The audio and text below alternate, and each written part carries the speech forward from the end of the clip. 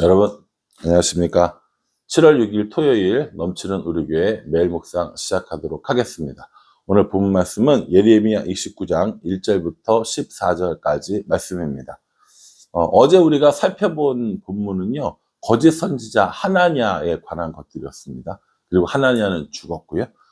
그 이후에 이제 예레미야가 포로로 잡혀가 있는 그 사람들을 향해서 이렇게 편지를 쓰는 내용이 나오는 거예요. 근데 이게 참 역사적인 이런 배경들을 알면 훨씬 더 이해가 잘 되는 거거든요. 예를 들어서요, 2절에 보면 그때는 여고니아 왕과 왕후와 궁중 내시들과 유다와 예루살렘의 고관들과 기능공과 토공들이 예루살렘에서 떠난 후라 이렇게 얘기합니다. 언제 보냈다라는 거예요? 2차 바벨론 포로 그때 보냈다라는 거거든요. 포로로 끌려간 그 시점이 있단 말이에요. 그 포로로 끌려간 시점에 예레미야가 편지를 쓴 거예요. 그때 끌려간 사람들 중에 누가 있냐면 2차로 끌려갔을 때는 에스겔이 끌려갔어요. 1차로 끌려갔을 때는 다니엘하고 그 친구들이 끌려갔고 2차로 끌려갔을 때는 에스겔 이런 사람들이 끌려갔었거든요.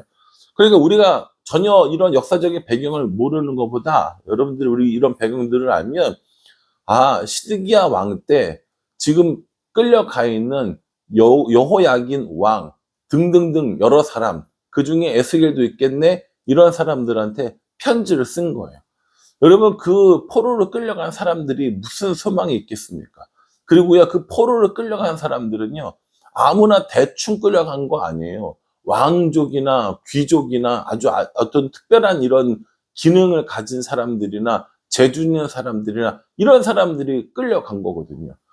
여기서 나름대로는 좀 넉넉하게 살았을 거고 인정받으며 살았을 건데 포로로 끌려가서 얼마나 뭐 그런 인정받는 삶을 살았겠어요?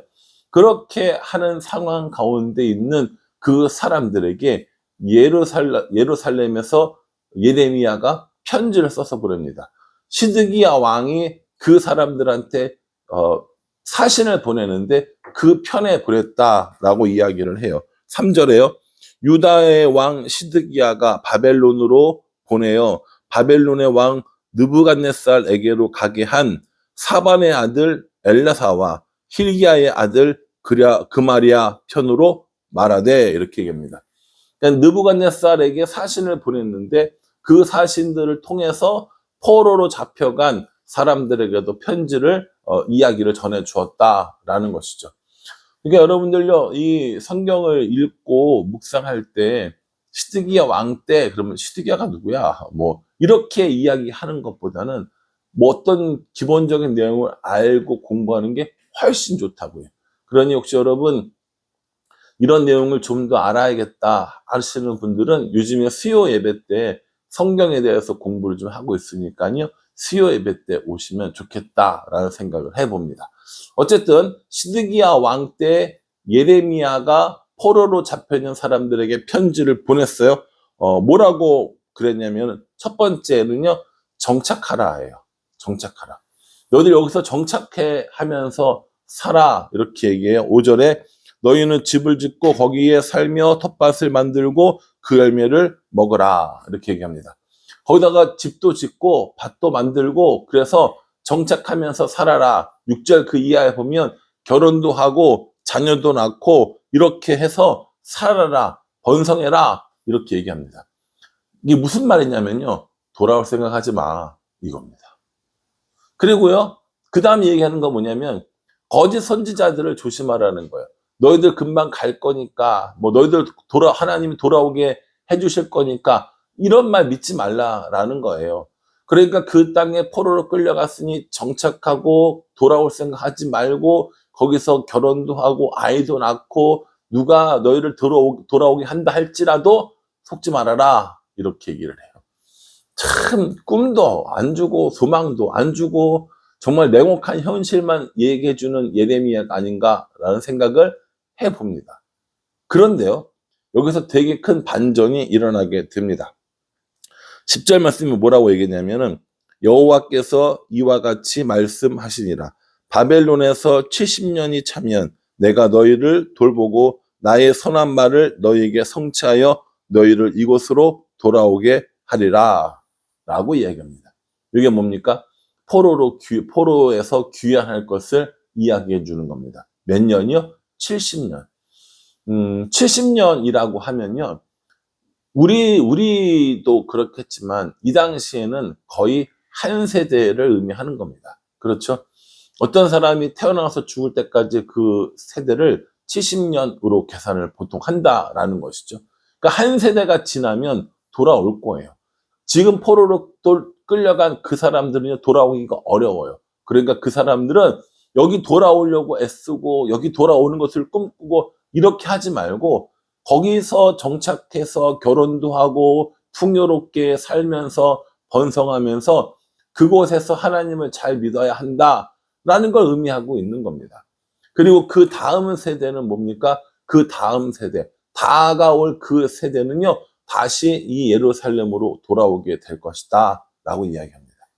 그러면서 이 예레미야가 하나님이 너희를 위한 생각이 무엇인지 알려주시거든요. 11절 보십시오. 여호와의 말씀이니라. 너희를 향한 나의 생각을 내가 아나니 평안이요 재앙이 아니니라. 너희에게 미래와 희망을 주는 것이니라. 이렇게 얘기하고 있어요. 너희를 향한 나의 마음은 재앙이 아니라는 거예요. 너희에게 재앙을 주고 너희를 괴롭히고 너희에게 고난을 받게 하고 그 고난을 통하여서 하나님이 내가 즐거워하는 것 같아? 그거 아니야. 너희를 향한 나의 마음은 평안이고 또 희망을 주고 소망을 주려고 하는 것이 너희를 향한 나의 마음이다 라고 이야기를 해주고 계십니다. 그러면서 하나님께서 12절이요. 너희가 내게 부르짖으며 내게 돌아와 기도하면 내가 너희들의 기도를 들을 것이요. 또 13절이요. 너희가 온 마음으로 나를 구하면 나를 찾을 것이요. 나를 만나리라. 이렇게 얘기합니다. 하나님께 와서 부르짖고 하나님께 와서 기도하면 만나게 될 것이고 찾게 될 것이다 라는 것이죠. 문제는 뭐라는 거예요? 이 예레미야 시대의 이 이스라엘 백성들이 하나님을 부르지 않는다는 게 문제입니다. 하나님을 찾지 않는다는 게 문제인 거예요. 그래서 하나님께서 찾아야 한다, 부르짖어야 한다 라고 이렇게 말씀해 주시는 것이죠. 하나님이 우리를 향한 생각은 평안이고요, 미래고요, 희망이고 소망입니다. 그러니 그 하나님께 우리가 부르짖고 기도하면 하나님이 만나주시고 하나님께서 기억해 주시고 우리를 회복시켜 주시고 포로에서 돌이켜 주신다라고 말씀하고 계신다라는 겁니다. 사랑하는 성도 여러분, 우리도 때로는 포로로 끌려간 것 같은 삶을 살 때가 있습니다. 사업에서 망했어요. 건강을 잃었어요. 공부를 되게 하기 어려워해요. 취업이 힘들어요. 그거 뭡니까? 포로로 갇혀 있는 것 같은 상황이라는 거죠. 그 상황이 하나님이 뚝딱 하면 해결될 수 있겠지만 하나님의 일반적인 생각은 뚝딱이 아니라 어떤 일정한 기간을 필요로 하신다는 겁니다. 우리가 그 시간들을 지나야 할 이유가 있다는 겁니다. 그런데 그 지나야 하는 그 시간까지도 하나님께서는 우리에게 재앙이 아니라 평안의 마음을 주셨다라고 말씀하십니다. 혹시 지금 포로로 끌려간 것 같은 어려운 시기가 있습니까? 포로로 끌려가서 아무것도 못하는 것 같은 시기가 있습니까? 이러한 시기에라도 하나님을 찾고 이러한 그 포로의 시기에도 하나님께 부르짖으면 하나님께서 만나주신다는 거예요. 문제는 우리가 안 불러요. 우리가 안 찾는다고 해요. 기도한다고 하지만 하나님을 부른다고 하지만 참 우리가 하나님을 찾는 일에 모자라고 부족한 것이 많은 것이 전 사실이라고 생각합니다.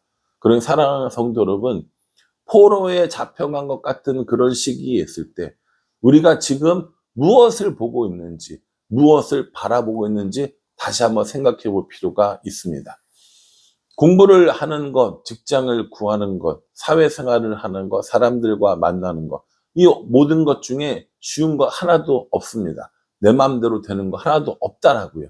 포로에 잡혀간 것 같은 그런 삶을 살아가는 우리들입니다. 이러한 때 하나님께서 우리에게 주시는, 하나님께서 우리에게 말씀하신 것처럼 하나님을 찾고 부르짖으면 하나님께서 우리를 만나주신다라고 말씀하십니다. 14절에요. 이것은 여호와의 말씀이니라. 나는 너희들을 만날 것이며 너희를 포로된 중에서 다시 돌아오게 하되 내가 쫓아 보내었던 나라들과 모든 곳에서 모아 사로잡혀 떠났던 그곳으로 돌아오게 하리라. 이것은 여호와의 말씀이니라. 하나님께서 우리에게 분명히 회복을 선포해 주십니다. 이 말씀대로라면 우리가 하나님을 찾고 부르짖으면 다시 회복될 거라는 거예요. 하나님께서 일으켜 주실 거라는 겁니다. 그러니 포로로 잡혀 있는 그 상황 속에서 다른 어떤 것들보다 하나님을 의지하고 하나님을 바라보면서 하나님이 회복시켜 주시는 그 회복을 소망하는 우리가 되었으면 정말 좋겠다라고 생각합니다. 저도 그렇고 여러분들도 그렇고요. 이렇게 포로 된 것 같은 삶을 살 때가 있을 겁니다. 한 방에 뭔가 해결되었으면 좋겠다라고 생각할 수도 있습니다. 그러나 지금 이 상황에서 우리가 할 수 있는 최선을 다하며 하나님의 때를 기다리는 것. 공부하는 학생이면 공부를 하고 직장을 구하는 사람이면 여전히 직장을 구해야 하고 또 다른 사람들과 어울려 살아야 되는 일들이 있으면 분명히 살아야 되는 거예요. 포로로 잡혀가서 이방인들과 함께 살아야 하는 거고요. 이방인들과 함께 지내야 되는 거죠. 때로는 그래야 될 때가 있다라는 겁니다. 그러나 마음은 하나님께서 주신 마음이 평안이고 희망이고 미래니까 우리 마음도 하나님을 향해 나아가서 하나님을 바라보며 사는 것, 그게 우리가 해야 될 일이라는 겁니다. 쉽지 않지만 하나님의 명령이니까, 하나님의 마음을 우리에게 말씀해 주셨으니까 오늘 이 말씀을 따라 살아가는 우리 모두가 될 수 있기를 주님의 이름으로 축복합니다. 기도하겠습니다. 하나님, 집을 짓고 정착하고 돌아올 생각하지 말고 살아라 말씀하셨지만 70년이 지나면 돌아올 것이라고 약속도 해주셨습니다. 우리를 향한 그 마음이, 하나님의 마음이 평안이고 미래고 희망이라 하셨사오니 다른 것들을 바라보지 아니하고 하나님을 바라보며 하나님께 부르짖고 하나님을 만나며 살아가는 우리가 될 수 있도록 은혜 베풀어 주시옵소서. 예수님의 이름으로 기도합니다. 아멘. 여러분, 예레미야는 어렵다. 제가 여러 번 말씀드렸지만 그래도 꼼꼼히 묵상해 보면요, 정말 보물 같은, 보석 같은 말씀들이 우리를 기다리고 있습니다. 오늘 토요일이거든요. 오늘 비도 많이 온다고 했는데 이 말씀 묵상하시면서 밀린 매일 묵상도 해 보시기를 부탁을 드리겠습니다. 감사합니다.